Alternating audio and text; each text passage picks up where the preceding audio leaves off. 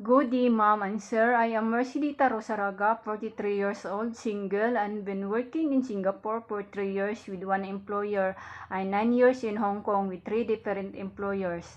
My work experience is taking care of an elderly, and they have 2 members of the family, the ama and her daughter.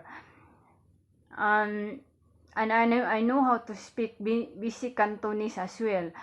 My second employer, we have 4 members of the family, 2 adults and the children between 9 years old and 14 years old.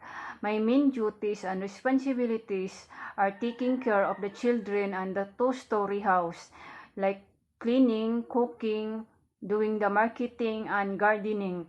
My third employer, they have 4 members of the family, 2 adults and the kids between 4 years old and 5 years old, and I have a co-worker who work longer ahead of me. My main duties and responsibilities are do the cooking every day, cleaning, marketing, and taking care of the 3 cats. I woke up in the 6:30 in the morning and sleep in the night as long as I am finished my work.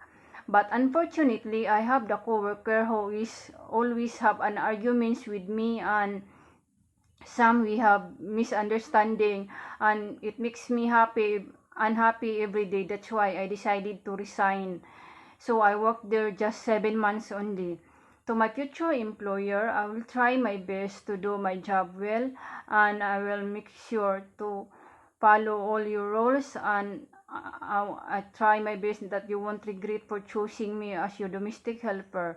Ma'am and Sir, thank you very much, and God bless.